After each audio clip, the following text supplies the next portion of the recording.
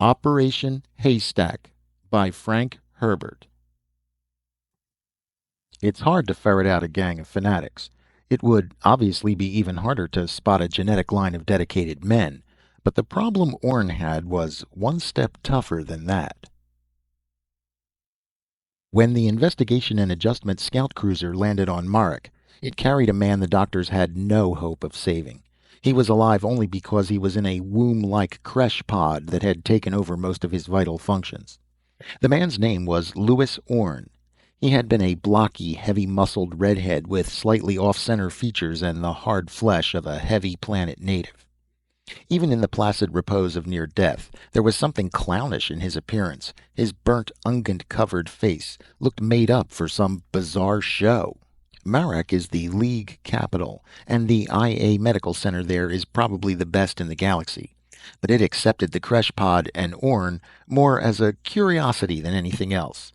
The man had lost one eye, 3 fingers of his left hand, and part of his hair, suffered a broken jaw, and various internal injuries. He had been in terminal shock for more than 90 hours. Umbo Stetson, Orne's section chief, went back into his cruiser's office after a hospital flitter took pod and patient. There was an added droop to Stetson's shoulders that accentuated his usual slouching stance. His overlarge features were drawn into ridges of sorrow. A general straggling, trampish look about him was not helped by patched blue fatigues. The doctor's words still rang in Stetson's ears. This patient's vital tone is too low to permit operative replacement of damaged organs. He'll live for a while because of the pod, but... And the doctor had shrugged. Stetson slumped into his desk chair, looked out the open port beside him. Some 400 meters below, the scurrying, beetle-like activity of the IA's main field sent up a discordant roaring and clattering. 2 rows of other scout cruisers were parked in line with Stetson's port, gleaming red and black needles. He stared at them without really seeing them. It always happens on some routine assignment, he thought. Nothing but a slight suspicion about Heleb. The fact that only women held high office. One simple, unexplained fact. And I lose my best agent. He sighed, turned to his desk, began composing the report. The militant core on the planet Heleb has been eliminated. Occupation force on the ground. No further danger to galactic peace expected from this source. Reason for operation: rediscovery and re-education after 2 years on the planet failed to detect signs of militancy. The major indications were: 1. A ruling caste restricted to women, and 2. Disparity between numbers of males and females, far beyond the Lutig norm. Senior Field Agent Louis Orne found that the ruling caste was controlling the sex of offspring at conception, see attached details, and had raised a male slave army to maintain its rule. The R&R agent had been drained of information, then killed. Arms constructed on the basis of that information caused critical injuries to Senior Field Agent Orne. He is not expected to live. I am hereby urging that he receive the Galaxy Medal and that his name be added to the Roll of Honor. Stetson pushed the page aside. That was enough for Comgo, who never read anything but the first page anyway. Details were for his aides to chew and digest. They could wait. Stetson punched his desk call box for Orne's service record, set himself to the task he most detested, notifying next of kin. He read, pursing his lips. Home planet, Shargon. Notify in case of accident or death, Mrs. Victoria Orne, mother. He leafed through the pages, reluctant to send the hated message. Orne had enlisted in the Marak Marines at age 17, a runaway from home, and his mother had given post-enlistment consent. 2 years later, scholarship transfer to Una Galacta and R&R school here on Marek. 5 years of school and 1 R&R field assignment under his belt, and he had been drafted into the IA for brilliant detection of militancy on Hamel. And 2 years later, kaput. Abruptly, Stetson hurled the service record at the gray metal wall across from him. Then he got up, brought the record back to his desk, smoothing the pages. There were tears in his eyes. He flipped a switch on his desk, dictated the notification to Central Secretarial, ordered it sent out priority.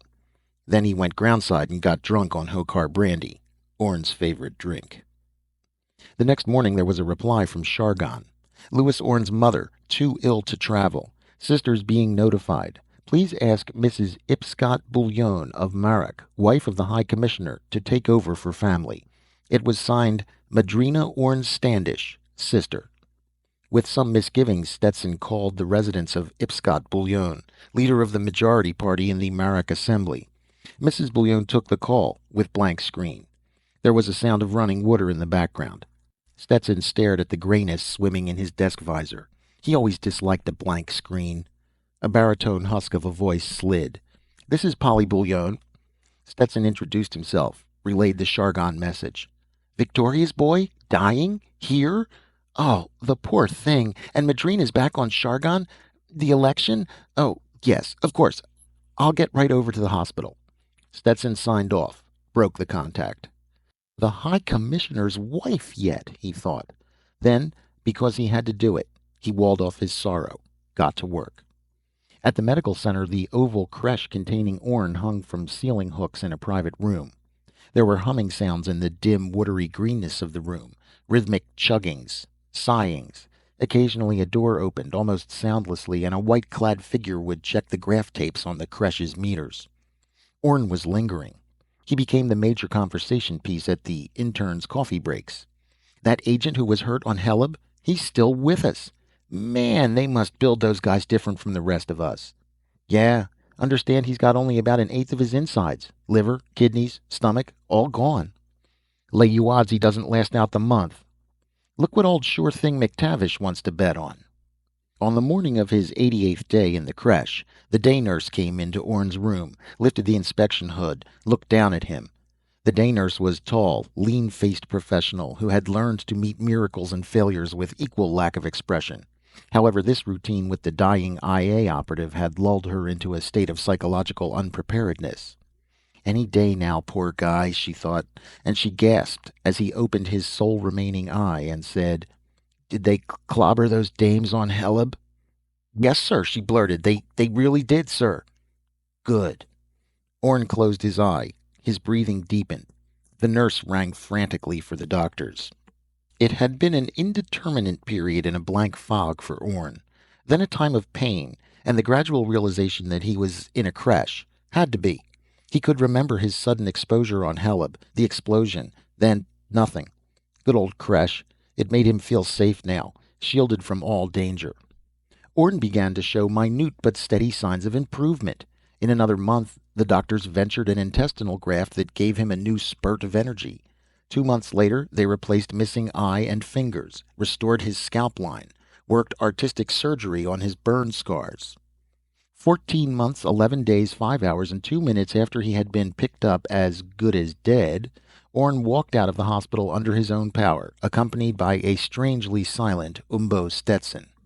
Under the dark blue IA field cape, Orne's coverall uniform fitted his once muscular frame like a deflated bag.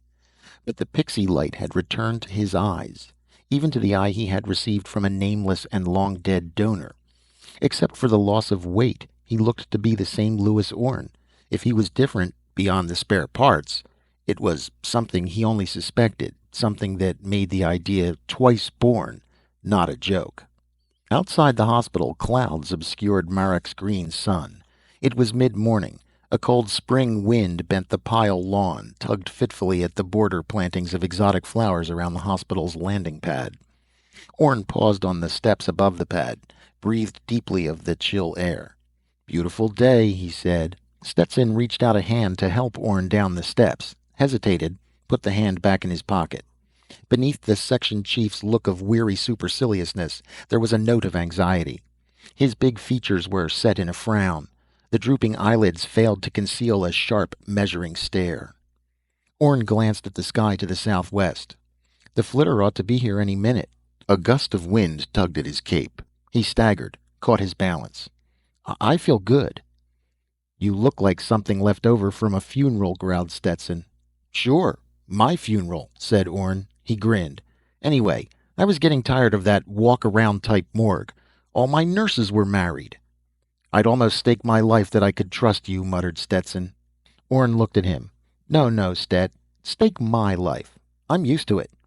Stetson shook his head. "No, damn it. I trust you, but you deserve a peaceful convalescence. We've no right to saddle you with—" "Stet." Orn's voice was low, amused. Huh? Stetson looked up. Let's save the noble act for someone who doesn't know you, said Orn. You've a job for me. Okay, you've made the gesture for your conscience. Stetson produced a wolfish grin. All right, so we're desperate and we haven't much time. In a nutshell, since you're going to be a house guest at the Bouillons, we suspect Ipscott Bouillon of being the head of the conspiracy to take over the government. What do you mean, take over the government? Demanded Orn. The Galactic High Commissioner is the government, subject to the Constitution and the assemblymen who elected him. We've a situation that could explode into another rim war, and we think he's at the heart of it, said Stetson. We've 81 touchy planets, all of them old line steadies that have been in the League for years, and on every one of them we have reason to believe there's a clan of traitors sworn to overthrow the League, even on your home planet, Shargon. You want me to go home for my convalescence? Asked Orn. Haven't been there since I was 17. I'm not sure that... No, damn it. We want you as the Bouillon's house guest. And speaking of that, would you mind explaining how they were chosen to ride herd on you? There's an odd thing, said Orn. All those gags in the IA about old upshook Ipscott Bouillon. And then I find out his wife went to school with my mother. Have you met himself? He brought his wife to the hospital a couple of times. Again, Stetson looked to the southwest, then back to Orn. A pensive look came over his face. Every school kid knows how the Nathians and the Marakian League fought it out in the Rim War, how the old civilization fell apart, and it all seems kind of distant, he said. 500 standard years, said Orn. And maybe no farther away than yesterday, murmured Stetson. He cleared his throat. And Orn wondered why Stetson was moving so cautiously, something deep troubling him. A sudden thought struck Orn. He said, You spoke of trust. Has this conspiracy involved the IA? We think so, said Stetson. About a year ago, an R&R archaeological team was nosing around some ruins on Dabi. The place was all but vitrified in the Rim War, but a whole bank of records from a Nathan outpost escaped. He glanced sidelong at Orn. The Ra and Rob boys couldn't make sense out of the records. No surprise. They called in an IA cryptanalyst. He broke the complicated substitution cipher. When the stuff started making sense, he pushed the panic button. For something the Nathians wrote 500 years ago? Stetson's drooping eyelids lifted. There was a cold quality to his stare. This was a routing station for key Nathian families, he said. Trained refugees. An old Dodge. Been used as long as there's been...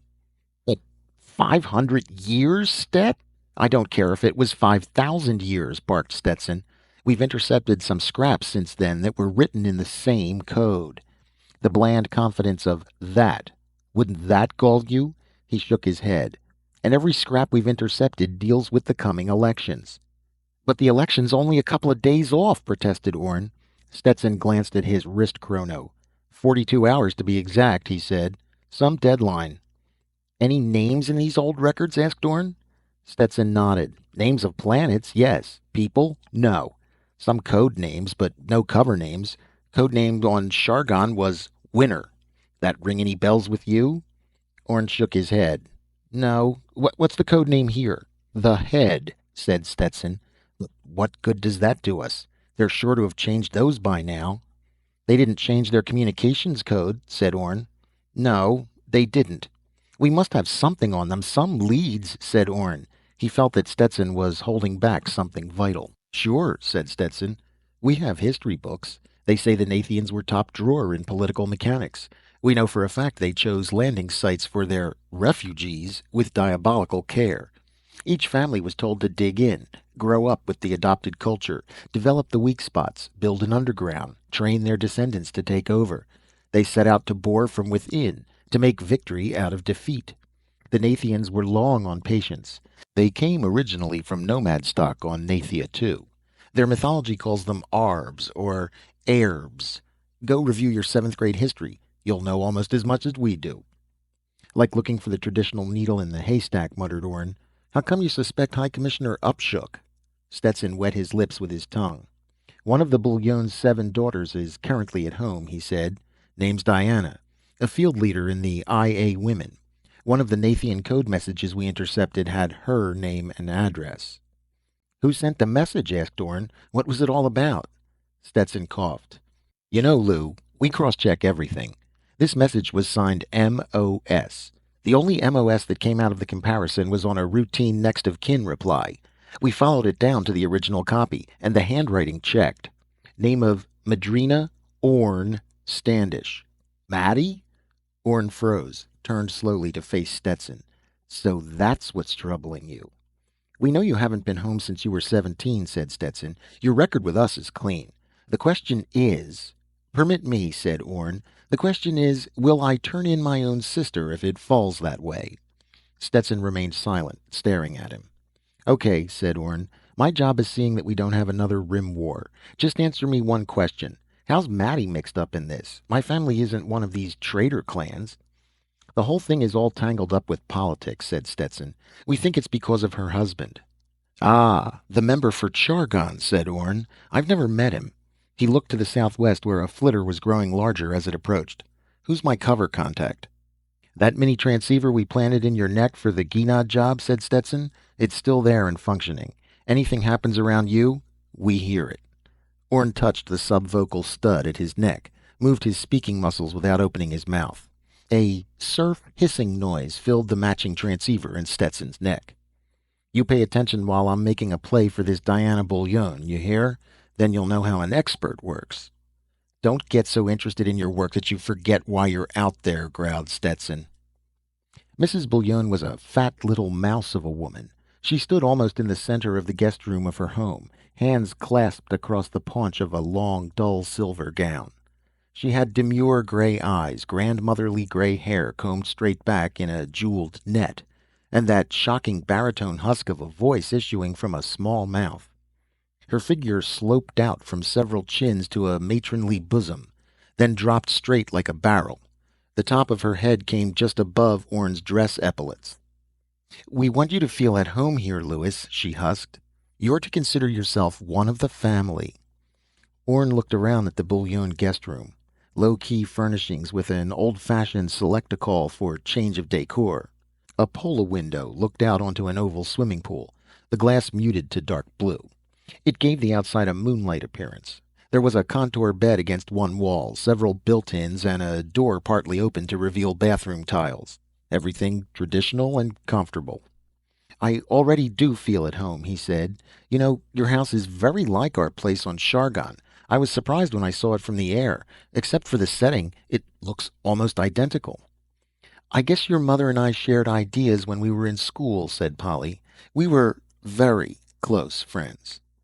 You must have been to do all this for me, said Orne. I don't know how I'm ever going to... Ah, here we are. A deep masculine voice boomed from the open door behind Orne. He turned, saw Ipscott Bouillon, High Commissioner of the Marakian League. Bouillon was tall and had a face of harsh angles and deep lines, dark eyes under heavy brows, black hair trained in receding waves. There was a look of ungainly clumsiness about him. He doesn't strike me as the dictator type, thought Orne. But that's obviously what Stet suspects. Glad you made it out all right, son, boomed Bouillon. He advanced into the room, glanced around. Hope everything is to your taste here. Lewis was just telling me that our place is very like his mother's home on Chargon, said Polly. It's old-fashioned, but we like it, said Bouillon. Just a great big tetragon on a central pivot. We can turn any room we want to the sun, the shade, or the breeze, but we usually leave the main salon pointing northeast. View of the capital, you know. We have a sea breeze on Chargon that we treat the same way, said Orne. I'm sure Lewis would like to be left alone for a while now, said Polly. This is his first day out of the hospital. We mustn't tire him.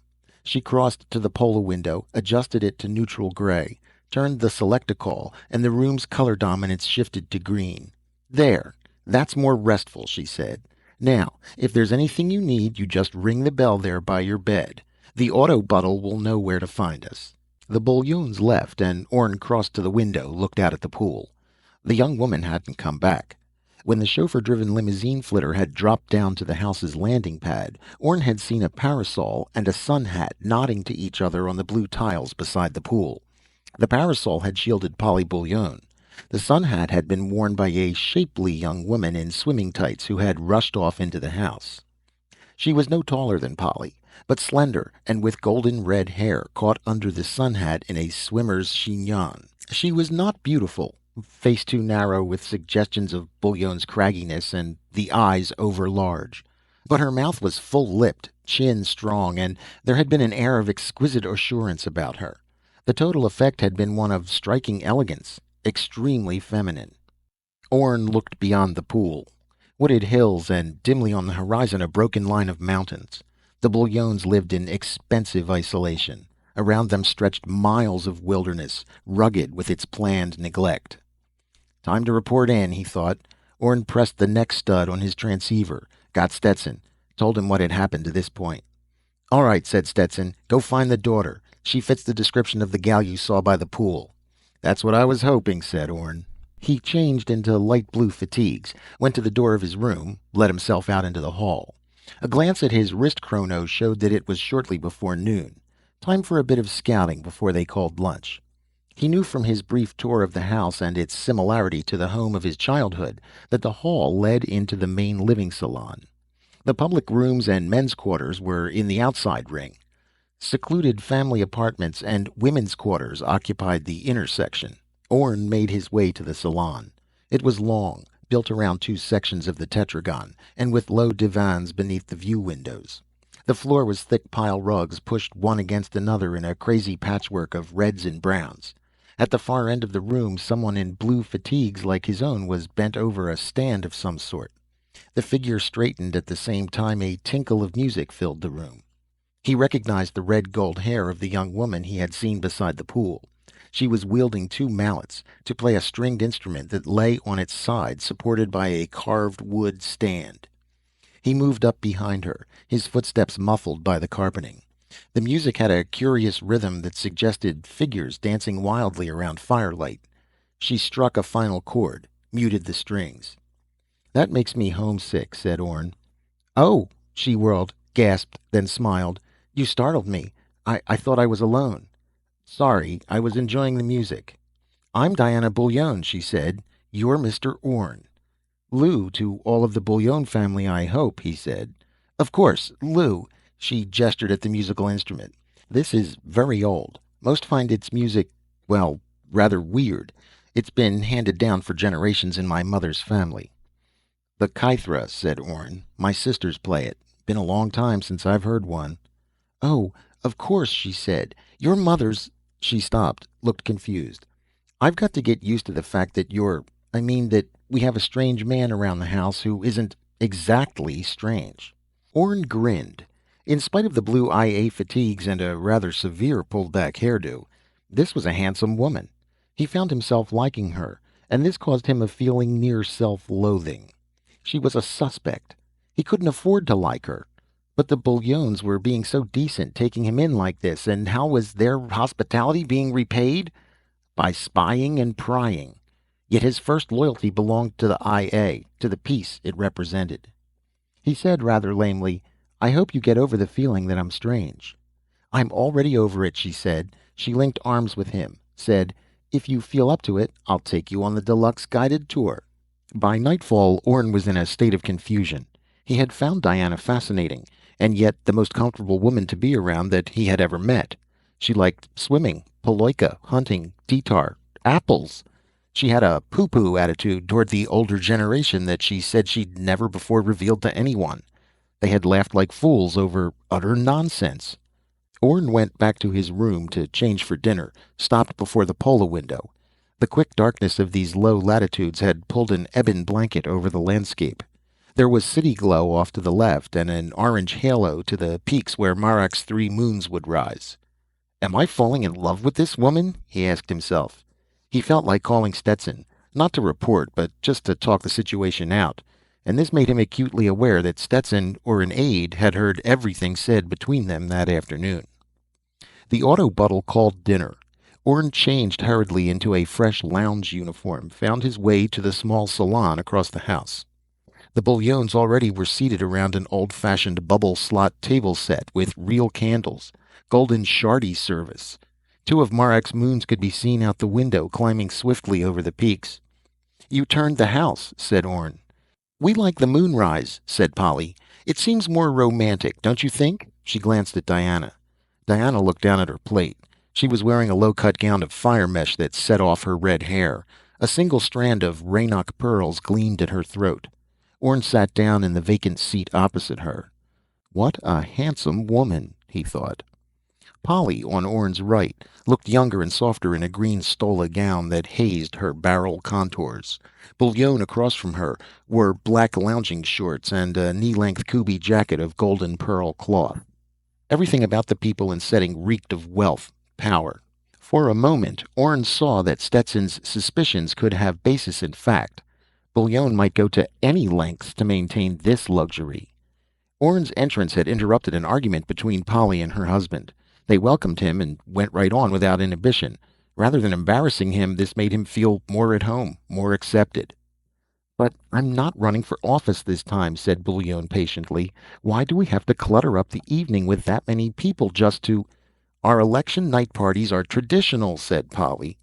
"Well, I'd just like to relax quietly at home tomorrow," he said. "Take it easy with just the family here and not to have to—" "It's not like it was a big party," said Polly. "I've kept the list to 50. Diana straightened, said, "This is an important election, Daddy. How could you possibly relax?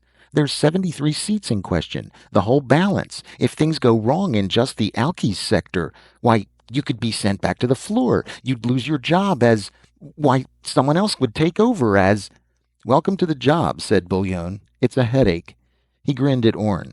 "Sorry to burden you with this, my boy, but the women of this family run me ragged. I guess from what I hear that you've had a pretty busy day, too." He smiled paternally at Diana. "And your first day out of the hospital." "She sets quite a pace, but I've enjoyed it," said Orne. "We're taking the small flitter for a tour of the wilderness area tomorrow," said Diana. "Lou can relax all the way. I'll do the driving."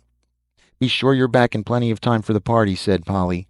"Can't have—" She broke off at a low bell from the alcove behind her. "That'll be for me. Excuse me, please. No, don't get up."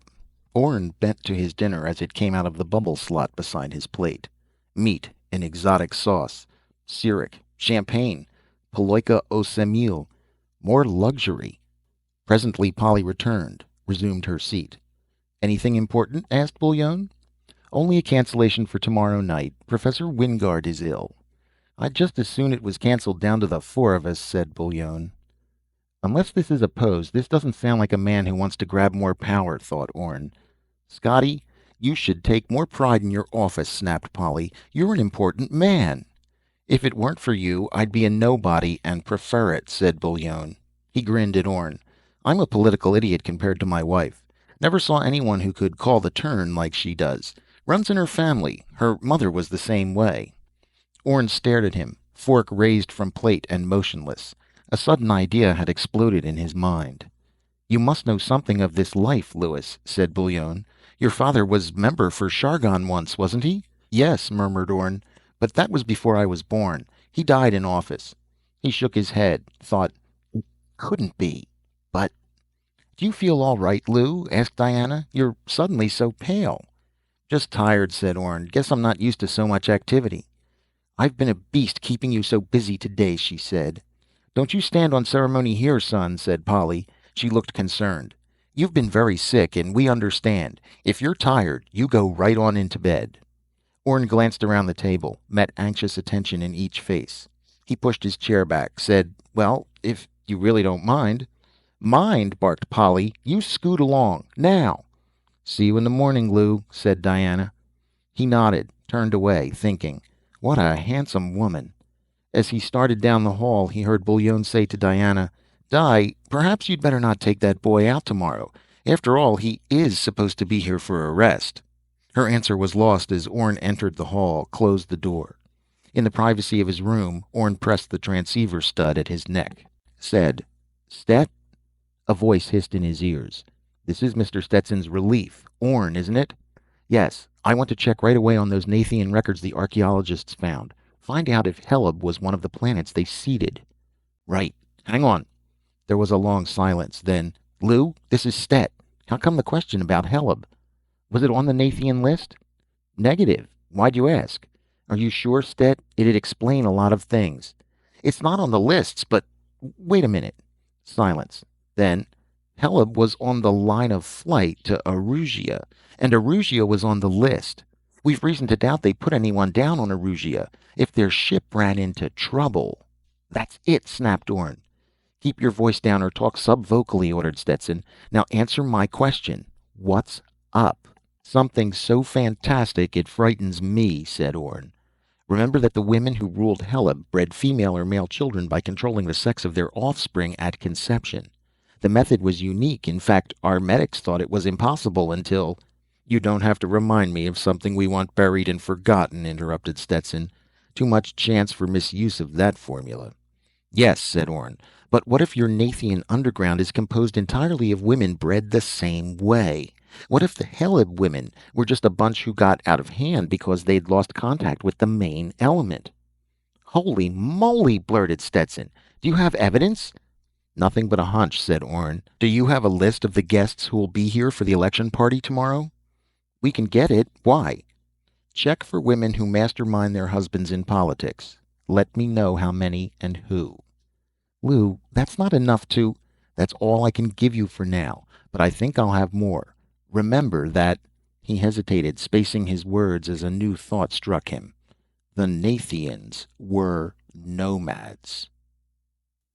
Day began early for the Bullions, in spite of its being election day. Bullion took off for his office an hour after dawn. See what I mean about this job owning you? He asked Orn. We're going to take it easy today, Lou, said Diana. She took his hand as they came up the steps after seeing her father to his limousine flitter. The sky was cloudless. Orn felt himself liking her hand in his, liking the feel of it too much. He withdrew his hand, stood aside, said, "Lead on." I've got to watch myself, he thought. She's too charming. I think a picnic, said Diana. There's a little lake with grassy banks off to the west. We'll take viewers and a couple of good novels. This'll be a do-nothing day. Orn hesitated. There might be things going on at the house that he should watch. But no. If he was right about the situation, then Diana could be the weak link. Time was closing in on them, too. By tomorrow, the Nathians could have the government completely under control. It was warm beside the lake. There were purple and orange flowers above the grassy bank. Small creatures flitted and cheeped in the brush and trees. There was a grumus in the reeds at the lower end of the lake, and every now and then it honked like an old man clearing his throat. When we girls were all at home, we used to picnic here every 8-day, said Diana. She lay on her back on the ground mat they'd spread. Orn sat beside her, facing the lake. We made a raft over there on the other side, she said. She sat up, looked across the lake. You know, I think pieces of it are still there. See? She pointed at a jumble of logs as she gestured. Her hand brushed Orn's. Something like electric shock passed between them. Without knowing exactly how it happened, Orn found his arms around Diana, their lips pressed together in a lingering kiss. Panic was very close to the surface in Orn. He broke away. I didn't plan for that to happen, whispered Diana. Nor I, muttered Orn. He shook his head. Sometimes things can get into an awful mess. Diana blinked. Lou, don't you like me? He ignored the monitoring transceiver, spoke his mind. They'll just think it's part of the act, he thought. And the thought was bitter. Like you, he said. I think I'm in love with you. She sighed, leaned against his shoulder. Then what's wrong? You're not already married. Mother had your service record checked. Diana smiled impishly. Mother has second sight. The bitterness was like a sour taste in Orn's mouth. He could see the pattern so clearly. Di, I ran away from home when I was 17, he said. I know, darling. Mother told me all about you. You don't understand, he said. My father died before I was born. It must have been very hard on your mother, she said. Left all alone with her family and a new baby on the way. They'd known for a long time, said Orn. My father had Broach's disease, and they found out too late. It was already in the central nervous system. How horrible, whispered Diana. Orn's mind felt suddenly like a fish out of water. He found himself grasping at the thought that flopped around just out of reach. Dad was in politics, he whispered. He felt as though he were living in a dream. His voice stayed low, shocked. From when I first began to talk, Mother started grooming me to take his place in public life. And you didn't like politics, said Diana. I hated it, he growled. First chance I ran away. One of my sisters married a young fellow who's now the member for Shargon. I hope he enjoys it. That'd be Maddie, said Diana. You know her? Asked Orne. Then he remembered what Stetson had told him, and the thought was chilling. Of course I know her, said Diana. Lou, what's wrong with you? You'd expect me to play the same game, you calling the shots, he said. Shoot for the top, cut and scramble, claw and dig. By tomorrow, all that may not be necessary, she said. Orne heard the sudden hiss of the carrier wave in his neck transceiver, but there was no voice from the monitor. What's happening tomorrow? He asked. The election, silly, she said. Lou, you're acting very strangely. Are you sure you're feeling all right? She put a hand to his forehead. Perhaps we'd... Just a minute, said Orne. About us. He swallowed. She withdrew her hand. I think my parents already suspect. We Bouillons are notorious love-at-first-sighters. Her overlarge eyes studied him fondly. You don't feel feverish, but maybe we'd better... What a dope I am, snarled Orne. I just realized that I have to be a Nathian too. You just realized? She stared at him. There was a hissing gap in Orne's transceiver. The identical patterns in our families, he said, even to the houses. And there's the real key. What a dope. He snapped his fingers. The head. Polly. Your mother's the grand boss woman, isn't she? But, darling, of course she... You'd better take me to her, and fast, snapped Orne. He touched the stud at his neck, but Stetson's voice intruded. Great work, Lou. We're moving a special shock force. Can't take any chances with... Orne spoke aloud in panic. Stet, you get out to the Bouillons, and you get out there alone. No troops. Diana had jumped to her feet, backed away from him. What do you mean? Demanded Stetson. I'm saving our stupid necks, barked Orne. Alone, you hear? Or we'll have a worse mess on our hands than any rim war. There was an extended silence. You hear me, Stet? Demanded Orne. Okay, Lou, we're putting the O-Force on standby. I'll be at the Bouillons in 10 minutes. Comgo will be with me. Pause. And you'd better know what you're doing. It was an angry group in the corner of the Bouillons' main salon. Louvered shades cut the green glare of a noon sun. In the background there was the hum of air conditioning and the clatter of robo-servants preparing for the night's election party. Stetson leaned against the wall beside a divan, hands jammed deeply into the pockets of his wrinkled, patched fatigues. The wagon tracks furrowed his high forehead. Near Stetson, Admiral Scobat Spencer, the IA's commander of galactic operations, paced the floor. Comgo was a bull-necked, bald man with wide blue eyes and a deceptively mild voice.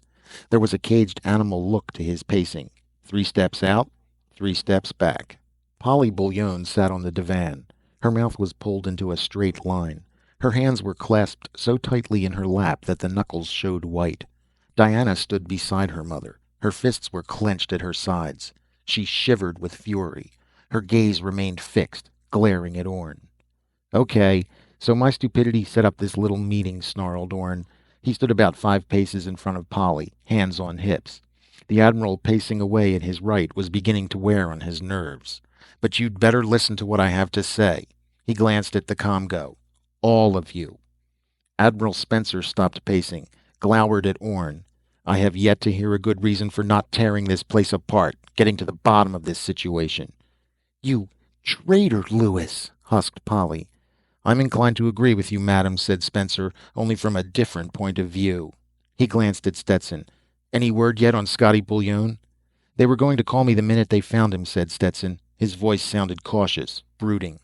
You were coming to the party here tonight, weren't you, Admiral? Asked Orne. What's that have to do with anything? Demanded Spencer. Are you prepared to jail your wife and daughters for conspiracy? Asked Orne. A tight smile played around Polly's lips. Spencer opened his mouth, closed it soundlessly. The Nathians are mostly women, said Orne. There's evidence that your womenfolk are among them. The Admiral looked like a man who had been kicked in the stomach. What evidence? He whispered. I'll come to that in a moment, said Orne. Now, note this. The Nathians are mostly women. There were only a few accidents and a few planned males like me. That's why there were no family names to trace, just a tight little female society, all working to positions of power through their men. Spencer cleared his throat, swallowed. He seemed powerless to take his attention from Orne's mouth. My guess, said Orne, is that about 30 or 40 years ago the conspirators first began breeding a few males, grooming them for really choice top positions. Other Nathian males, the accidents, were sex control failed. They never learned about the conspiracy. These new ones were full-fledged members. That's what I'd have been if I'd planned out as expected. Polly glared at him, looked back at her hands. That part of the plan was scheduled to come to a head with this election, said Orne. If they pulled this one off, they could move in more boldly. You're in way over your head, boy, growled Polly. You're too late to do anything about us. We'll see about that, barked Spencer. He seemed to have regained his self-control. A little publicity in the right places, some key arrests, and... No, said Orne. She's right. It's too late for that. It was probably too late 100 years ago. These dames were too firmly entrenched even then. Stetson straightened away from the wall, smiled grimly at Orne. He seemed to be understanding a point that the others were missing. Diana still glared at Orne. Polly kept her attention on her hands, the tight smile playing about her lips. These women probably control 1 out of 3 of the top positions in the League, said Orne. Maybe more. Think, Admiral. Think what would happen if you exposed this thing. There'd be secessions, riots, sub-governments would topple, the central government would be torn by suspicions and battles. What breeds in that atmosphere? He shook his head. The Rim War would seem like a picnic. We can't just ignore this, barked Spencer. He stiffened, glared at Orne. We can and we will, said Orne. No choice. Polly looked up, studied Orne's face. Diana looked confused. Once a Nathian, always a Nathian, eh? Snarled Spencer. There's no such thing, said Orne. 500 years crossbreeding with other races saw to that. There's merely a secret society of astute political scientists. He smiled wryly at Polly, glanced back at Spencer.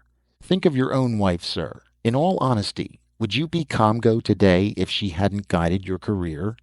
Spencer's face darkened. He drew in his chin, tried to stare Orne down. Failed. Presently, he chuckled wryly. Sobe is beginning to come to his senses, said Polly. You're about through, son. Don't underestimate your future son-in-law, said Orne.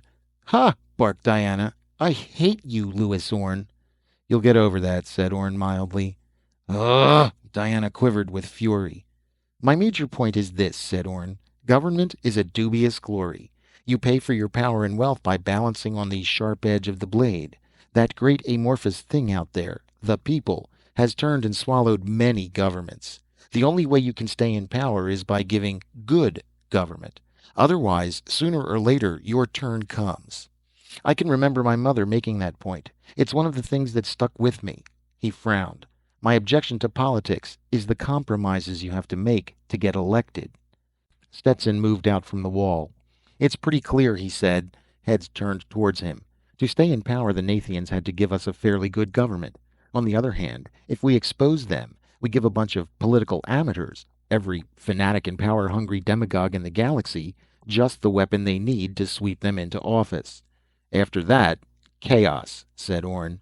So we let the Nathians continue, with 2 minor alterations. We alter nothing, said Polly. It occurs to me, Louis, that you don't have a leg to stand on.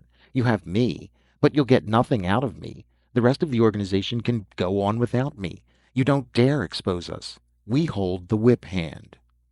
The IA could have 99% of your organization in custody inside of 10 days, said Orne. You couldn't find them, snapped Polly. How? Asked Stetson. Nomads, said Orne. This house is a glorified tent. Men on the outside, women on the inside. Look for inner courtyard construction. It's instinctive with Nathian blood. Add to that an inclination for odd musical instruments. The kathira, the tambour, the oboe, all nomad instruments. Add to that female dominance of the family. An odd twist on the nomad heritage, but not completely unique. Check for predominance of female offspring. Dig into political background. We'll miss damn few. Polly just stared at him open-mouthed. Spencer said, Things are moving too fast for me. I know just one thing. I'm dedicated to preventing another Rim War, if I have to jail every last one of... An hour after this conspiracy became known, you wouldn't be in a position to jail anyone, said Orne. The husband of a Nathian. You'd be in jail yourself, or more likely dead at the hands of a mob. Spencer paled. What's your suggestion for compromise? Asked Polly. Number 1. The IA gets veto power on any candidate you put up, said Orne. Number 2, you can never hold more than 2/3 of the top offices. Who in IA vetoes our candidates? Asked Polly. Admiral Spencer, Stet, myself, anyone else we deem trustworthy, said Orne. You think you're a god or something? Demanded Polly. No more than you do, said Orne. This is what's known as a check and balance system. You cut the pie. We get first choice on which pieces to take. There was a protracted silence. Then Spencer said, It doesn't seem right just to. No political compromise is ever totally right, said Polly. You keep patching up things that always have flaws in them. That's how government is. She chuckled, looked up at Orne. All right, Lewis, we accept. She glanced at Spencer, who shrugged, nodded glumly. Polly looked back at Orne. Just answer me one question. How'd you know I was boss lady? Easy, said Orne. The records we found said the Nathian, he'd almost said traitor, family on Marak was coded as the head. Your name, Polly, contains the ancient word pol, which means head. Polly looked at Stetson. Is he always that sharp? Every time, said Stetson. If you want to go into politics, Lewis, said Polly, I'd be delighted to. I'm already in politics as far as I want to be, growled Orne. What I really want is to settle down with Di, catch up on some of the living I've missed. Diana stiffened. I never want to see, hear from, or hear of Mr. Lewis Orne ever again, she said. That is final. Emphatically final. Orne's shoulders drooped. He turned away, stumbled, and abruptly collapsed full length on the thick carpets. There was a collective gasp behind him. Stetson barked, Call a doctor! They warned me at the hospital he was still hanging on a thin thread. There was the sound of Polly's heavy footsteps running toward the hall. Lou! It was Diana's voice. She dropped to her knees beside him, soft hands fumbling at his neck, his head. Turn him over and loosen his collar, snapped Spencer. Give him air! Gently they turned Orne onto his back. He looked pale. Diana loosed his collar, buried her face against his neck. Oh, Lou, I'm sorry, she sobbed. I didn't mean it. Please, Lou, please don't die, please. Orne opened his eyes, looked up at Spencer and Stetson. There was the sound of Polly's voice, talking rapidly on the phone in the hall. He could feel Diana's cheek warm against his neck, the dampness of her tears. Slowly, deliberately, Orne winked at the two men. End of Operation Haystack by Frank Herbert.